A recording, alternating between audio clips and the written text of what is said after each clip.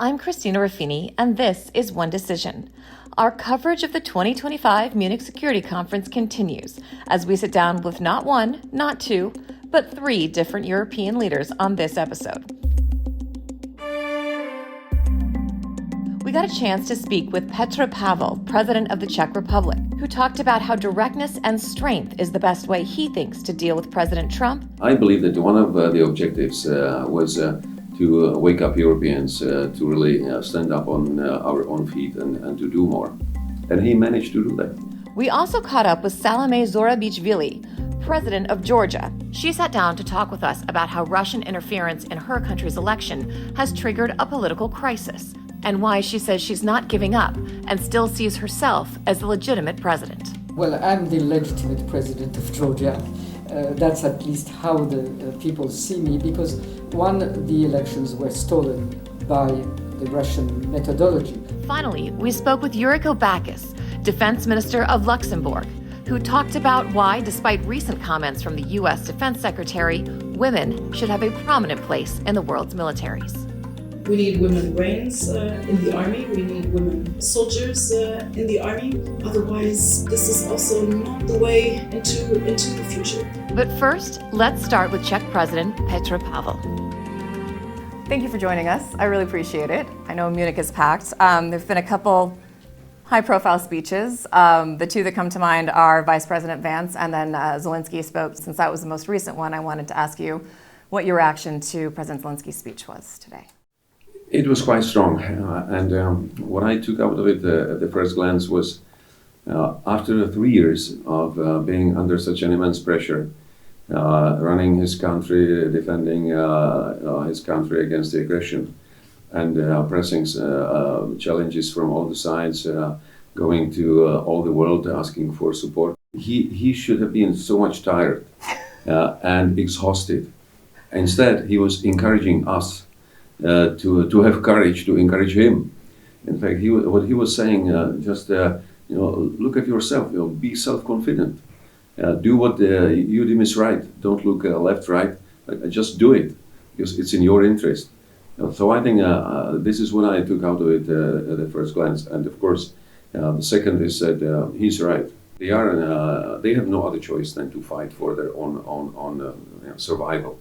And by doing that, they are actually fighting for our security, because if someone believes that Russia will stop if they got the control of all over Ukraine, it would be very naive. So I think we simply have to step up our support, finally. And we tend to say at almost every meeting that we are at a turning point. Now I believe we are, because there is a chance to have some peace settlement this year. We have a new U.S. administration, which also in itself creates an opportunity. We have a great pressure on European countries to do more in all aspects. And I think we should take that opportunity seriously. So one of the other things Zelensky said was, yesterday the American vice president made it clear decades of a close relationship between the Americans and Europe are ending. Do you agree with that assessment? I believe that we have to look at it from the point of view what was the objective of that speech.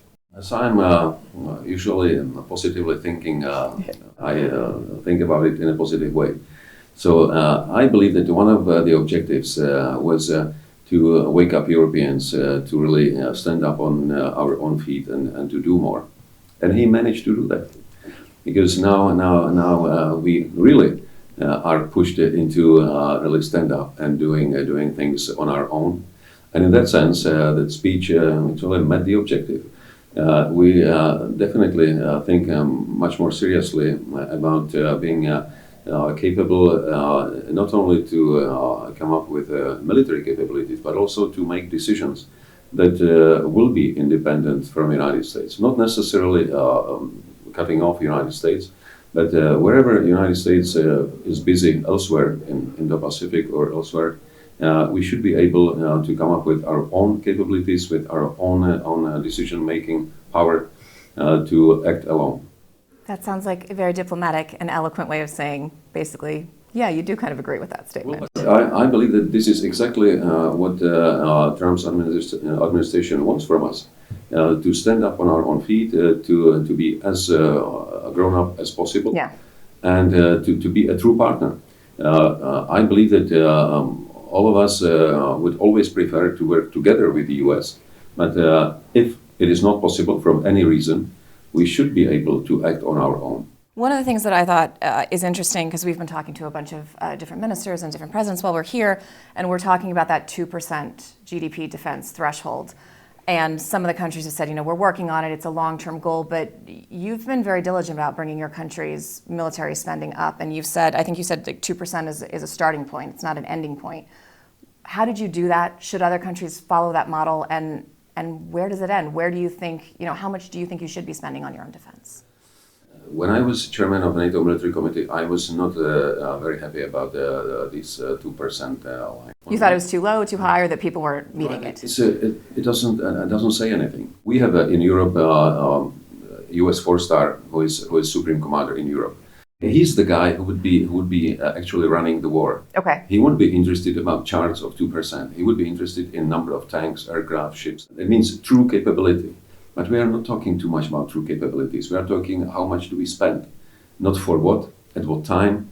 So we have in NATO a process that is called NATO defense planning, which is based on assessment of threats and risks. And then we calculate the number of troops and capabilities that we need to address these threats. Then it is calculated to member states, negotiated, and it results in concrete capability targets. Every nation agrees voluntarily on concrete targets, how many units, at what readiness, how many pieces of equipment they will provide to collective defense at what time. This is very concrete. I would say now we have a new reality, including new technologies requirements. So let's go through the requirements of a current, and it is 4-year cycle. Now we have a new one. So let's calculate it in figures.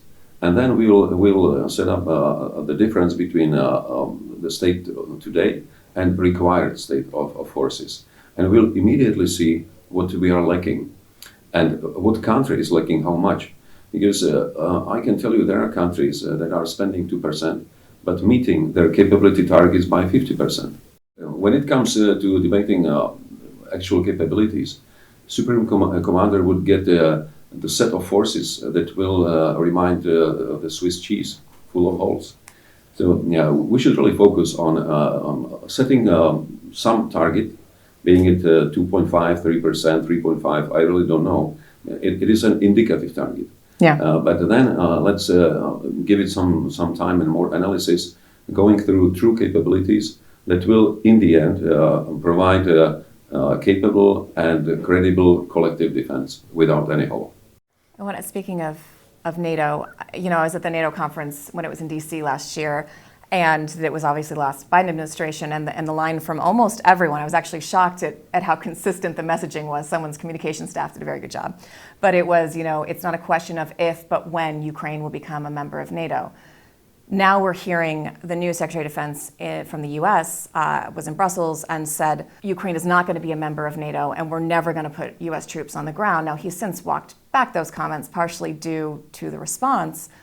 But what kind of an impact has that had in a potential future peace negotiation? Is the damage already done because they showed their cards? I truly believe that it should start first by consulting partners and allies.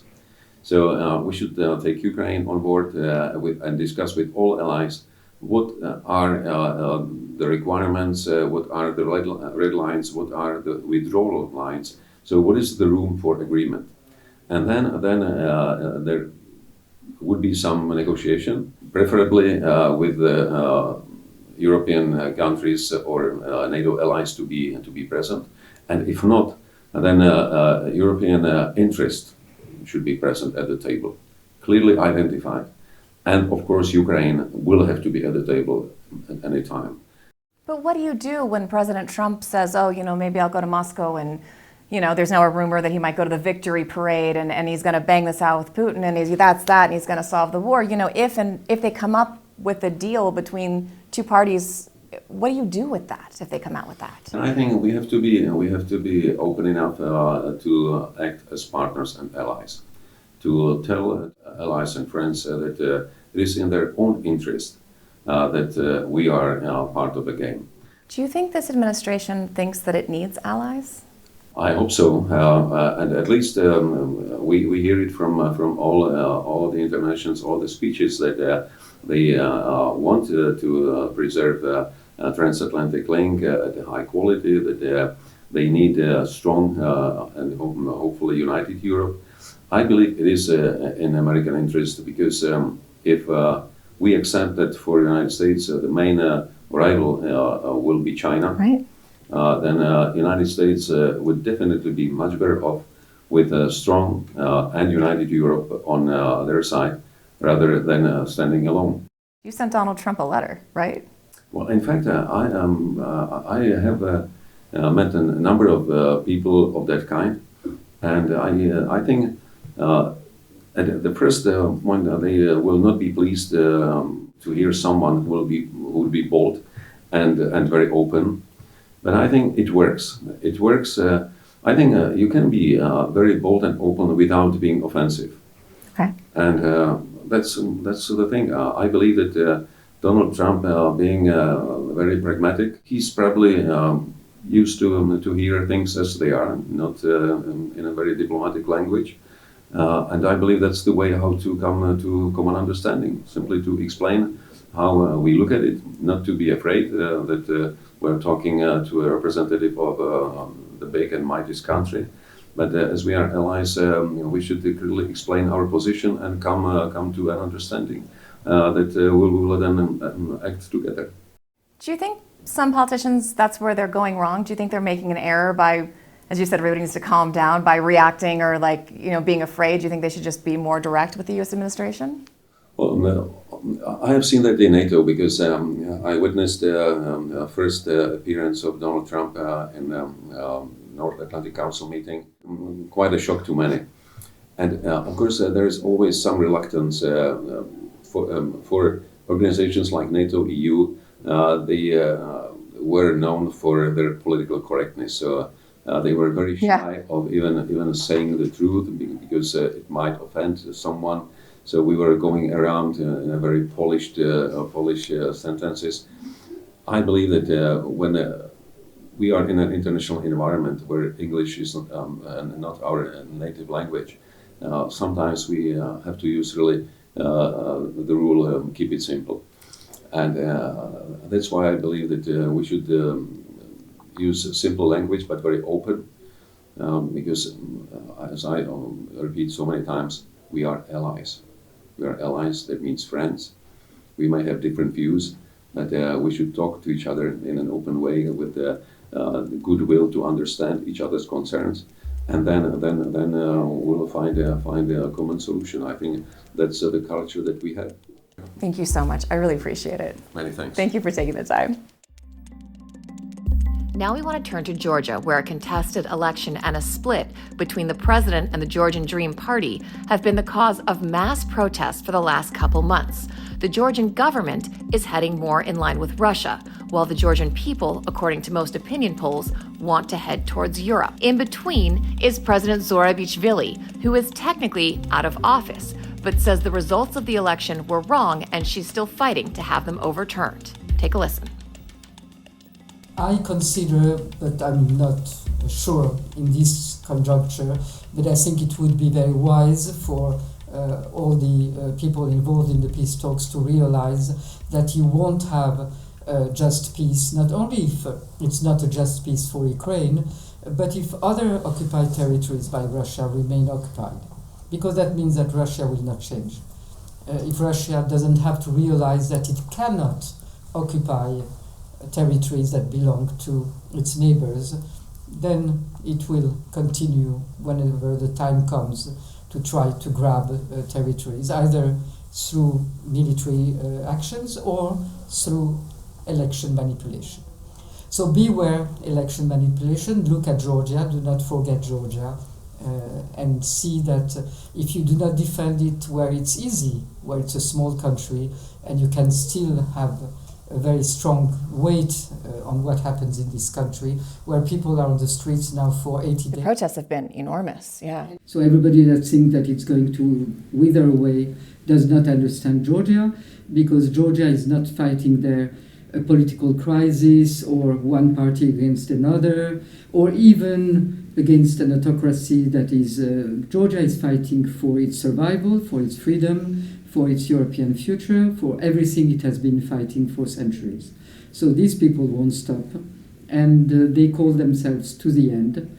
And we also have, and I should mention her, a very strong lady, Zia Marlobeli, who is hunger striking. She's a journalist.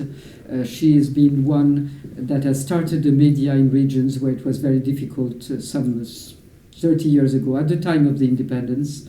Since there, she has been fighting each time there was a threat to democracy or to human rights, and now she's hunger striking, saying that she will go to the end. Wow. And she has to be supported by her colleague journalists. So have the prisoners, but the main thing is that we have to see what is happening. That's what people are asking. They know that the fight, they will have to have it to the end, and that's their responsibility. But they want to be seen, to be recognized, and so that the same mistakes are not made elsewhere. You talked a lot about Russian interference, and disinformation kind of goes along with that. But I did want to ask you, one of the parts that really stood out to me in Vance's speech was when he said, many of us on the other side of the Atlantic, it looks more and more like old entrenched interests hiding behind ugly Soviet-era words like misinformation and disinformation, who simply don't like the idea that someone has an alternative viewpoint or might express a different opinion. Does that make it harder to combat Russian efforts when you have the Vice President of the United States saying disinformation isn't a thing? It might, but not for us who know so well what has been Soviet propaganda. Maybe when you're far away and you're younger, you don't know how it was and how it was used. And we have this direct experience today, so we know exactly how they use it. If you can have an impact on Georgians that have been fighting for their really independence for the whole century and the century before, and suddenly they can be affected, even to a certain extent, it was not massive, by the propaganda about the fact that Americans and Europeans were willing to start a war from Georgia against Russia. If you can believe that, it means that propaganda is very strong, and you have to fight it, and you have to know where it is. Ignoring it is giving away the defense of your freedoms. Can you explain to people who may not understand what your current position is, your relationship with the Georgia Dream Party, how we got to kind of where you are right now? Well, I'm the legitimate president of Georgia. That's at least how the people see me, because the elections were stolen by the Russian methodology. That doesn't say that Russia was present and there were an army of Russians in Georgia. No, they used the proxy that they have. But the methodology. But how do you know that? I mean, I'm not disagreeing with you, but how do you know that the Russians, stole the election? I know that because when you have 3,000 call centers that were established before that, and that were using, by the way, the funds of the pensions in Germany and in other countries, and that stays in place for the elections, then you know that it's a big, sophisticated organization that is not born in the minds of the people that are today in the Georgian politics, which we know. When everything is done and very well organized in advance, because I was trying to prevent that and I could not, to not allow the diaspora to vote, the Georgian diaspora. It's inspired by the experience in Moldova, where diaspora won over. So it's a well-planned in advance, and many other details. For instance, all the personal data of the Georgian citizens are in the air. And that is something that we discovered months ago. What do you mean are in the air? That means that they're available to everyone. Right. Available to everyone because they were made available at the time of the elections, because the pressure on the citizens... Oh, so they could directly contact them and pressure them is what you're saying. I understand. Okay. Who needs health support? Okay. Who needs... who has a credit in bank on which you can put pressure and so on. So that's how we know the extent of this. So elections were stolen, and were stolen in a big sophisticated operation. But beyond that, the government that came out of these elections and that people do not consider as won has started to behave unconstitutionally.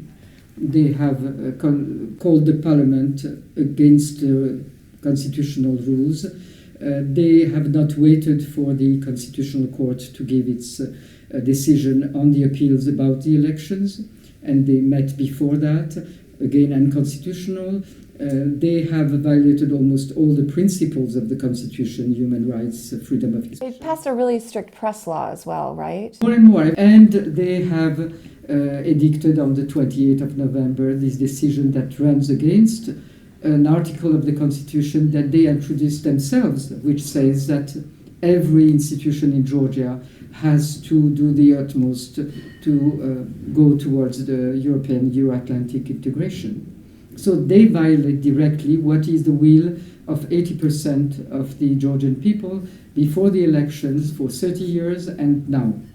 Yesterday or 3 days ago, there was a new opinion poll in which 81% wants European Union. Those are the people that consider me as legitimate. What do you do? I mean, what is your daily life like? Do you go to an office? You know, you say you're president, they say you're not president. Like, talk us through what, you know, as you're working in this job, what you do. The thing that has changed for me is that I'm not in the palace. Okay. And I don't think that it matters.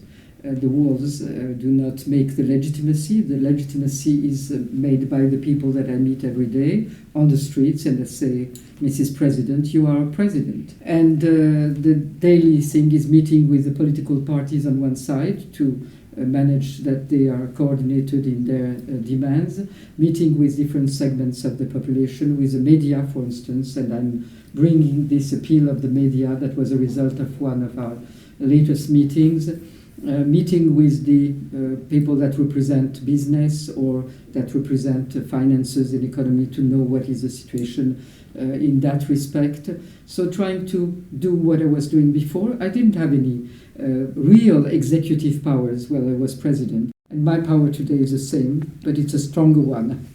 But what is the end game here? Because it's a bit complicated to call an election delegitimate, especially when you're talking to Americans, because that's a very hot button issue in our country, because we have a president now who says the last election was delegitimate, and in the US, once the election is done, like, it's done. Whether it was or not, there's no way to undo it. Except when you go into the Congress. But to an American, it's hard to understand that you're trying to either redo an election or repair this damage. Are you confident that Georgia has enough of a process that you will be able to do that at some point? How does that work? We have no other option. It's a very peaceful protest. It has remained over these 3 months. There is not one car that was broken or put fire to or anything.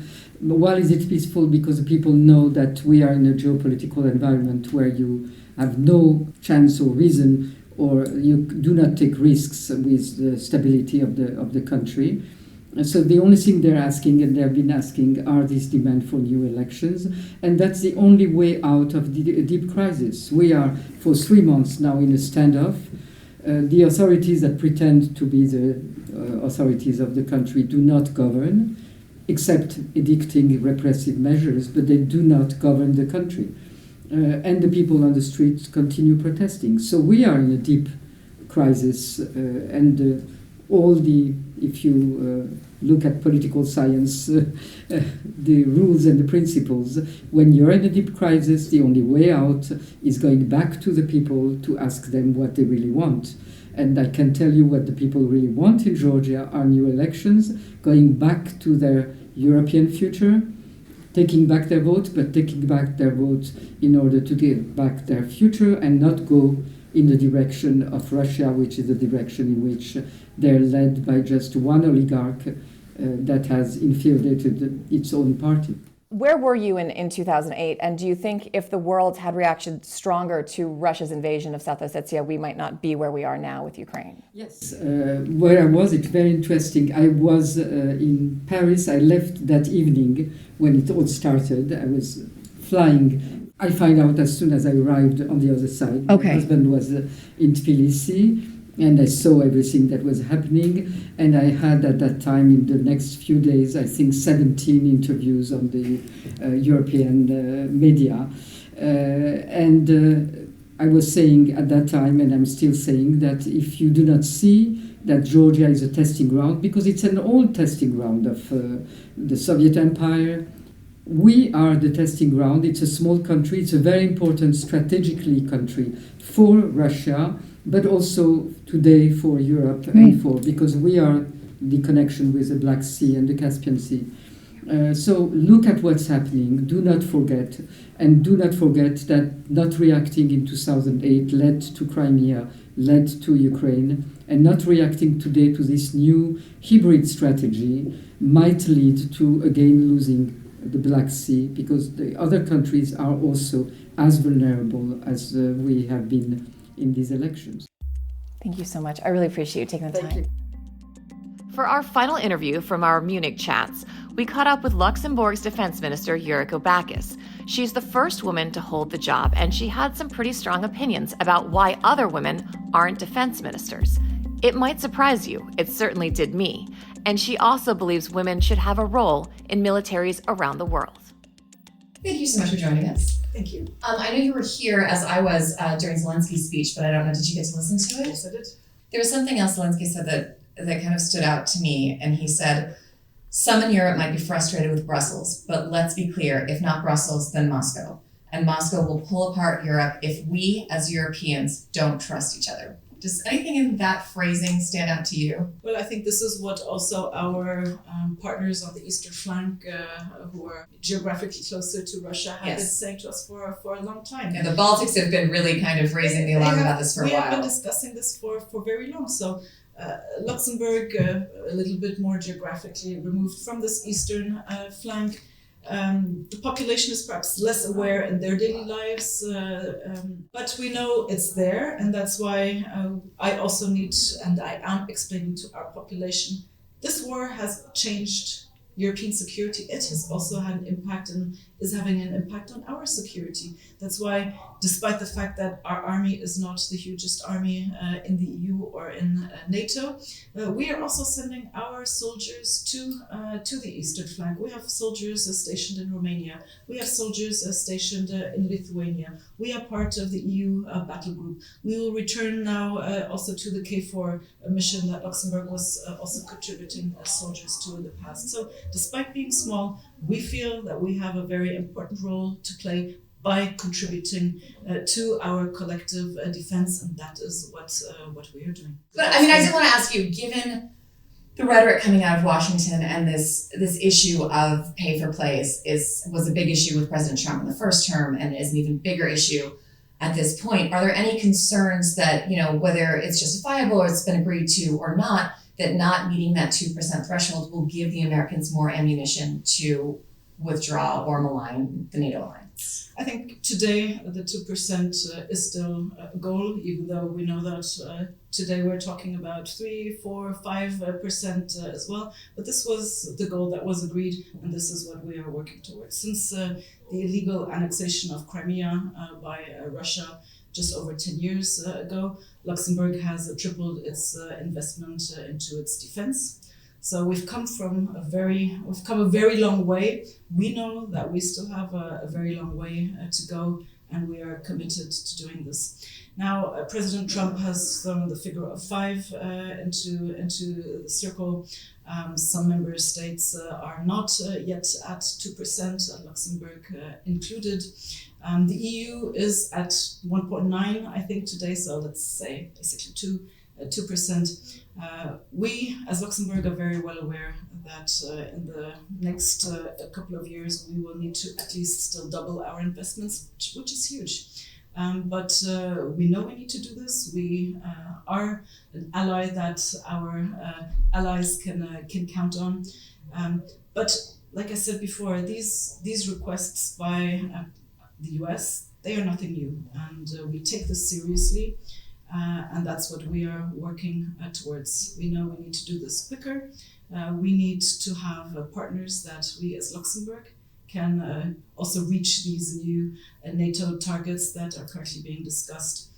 We need partners to do this. We cannot do this alone. We need tremendous human resources because you cannot just invest in capabilities and then not have people to run, the machines. If you have planes and no pilots, it doesn't work. If you have all sorts of weapons from drones to you need to have people to operate this. This doesn't go from, you cannot do this from in a day or two. If you want to have, or if you need to have deployable military hospitals, you need to have the nurses, you need to have the doctors. This requires a huge recruitment effort. It takes time. So we need to be realistic. We cannot invent these human resources. We need to recruit them. It takes time, but we know we are under pressure because it's about our security, it's about our collective security, and that's why we need to work on this together. And it's a matter of urgency. Can you talk to me a little bit about your armed forces for people who aren't familiar with your capacity, like who makes up your armed forces and how you became defense minister? With pleasure. So we have an army of about 1,200 men and women. So we have a small army, but it's a professional army, soldiers that are ready to combat also in the context of NATO collective security. Like I said, we are stationed on the eastern flank to protect these countries, but also to protect ourselves. How I became a defense minister? Well, this is part of coalition negotiations. To my party, this job was proposed, and within my party, I was a candidate to take up this challenge, especially today. It was important for me to be a part of this very important decision-making for the future of our country, and I think the defense of our country, but collective defense, these are some of the most important issues that we are discussing today. As a former finance minister, of course, the job was more to keep finances under control. With my new portfolio, defense minister, but also minister of transport, also minister responsible for gender equality and diversity. It's a big part of the budget when you put all of that together. Jobs. Yes. Well, there's synergies between all of this. Of course. The gender dimension is something that is anyway, important in everything we do. So there are important synergies even between transport and defense. Military mobility is also important. So there are, everything is connected. We did a panel with all female defense ministers and foreign ministers. And one of the things the defense ministers were saying is, as the job has gotten more important and more prominent in nations around Europe, she's seen fewer and fewer women in the jobs. When she goes to the meetings, there are fewer and fewer women in that class photo. Is that something you've seen, and why do you think that's happening? I've seen this also with finance ministers. At some point, as finance ministers in the EU, there were 9 women. I don't have the exact count today, but I know there are a few less. Same in the defense area. I'm not sure this is an active policy in member states not to put women in these positions. I would say more generally, women sometimes also run away from bigger challenges. So Interesting. This is just one dimension. We cannot just go around and blaming men for not putting women in important positions. We also need to have the women to have the courage to take up bigger challenges. So maybe that's... And the confidence of... The confidence, yes. I mean, you are under bigger scrutiny when you're a woman in politics. Always. Many other things are thrown at you that are not thrown at men. So it's not an easy environment to operate in. But I absolutely agree that we need women in positions of responsibility, be it in politics, be it in everywhere, be it in the private sector. The more diverse decision-making groups are, that goes beyond gender equality, I think the better the decisions are. And we are far away from having a proper reflection of our society, also at the level of politics. When it comes to your armed forces, do you feel like your country's doing more than others to try to have a gender diverse armed forces? Is that something you think about? How does that work with I think just the troops? fact that I'm a woman, at least for Luxembourg, this has been more thought about than ever before. Are you the first woman in this job? I'm the first woman in this job, and although my predecessors did a fantastic job, I think the woman dimension was not so prevalent. So for the army also to have a woman boss now is a change. So this is a dimension that is very important for me, and I bring it up in all the discussions. We discussed before recruitment. Yeah. And also there, when we are recruiting, we shouldn't be addressing just 50% of the population in our communication campaign. This won't work. We need women brains in the army. We need women soldiers in the army. Otherwise, this is also not the way into the future. So this is a big change for our army that I'm putting a lot of importance on this. Do you worry at all about there being a backlash? Because in the US, we had a couple of administrations who were very vocal and very active about diversity, inclusion, and female parity, allowing women in roles in the military they previously had been excluded from, allowing them in military academies. And now we have this kind of snapback reaction where we have our new Secretary of Defense has been pretty critical about women's roles in the military and said, women have a place in the military. He just doesn't think they should be in special operations, artillery, infantry, or armor units. We have more generally a backlash against women's rights, things that we thought were for granted, that we take today for granted, are being rolled back. But not only for women's rights, also LGBTIQ+ rights are also being targeted. So I find this a very, very worrying development more generally. But we need women everywhere in the army, from the top positions of decision-making to the soldiers. That's a great note to end on. Minister, thank you so much for taking time with us today. Thank you so much. I really appreciate it. Thank you. Thank you. Thanks to Presidents Petr Pavel, Salome Zourabichvili, and of course, Luxembourg Defense Minister Yuriko Backes. That was One Decision. This wraps up our coverage of 2025 Munich Security Conference. It was certainly not a dull one, and we hope you enjoyed these candid conversations. Tomorrow in the feed, we're going to release an episode with Sir Richard Dearlove ahead of the highly anticipated German elections. He sits down with a member of the Bundestag to get a better understanding of what's at stake.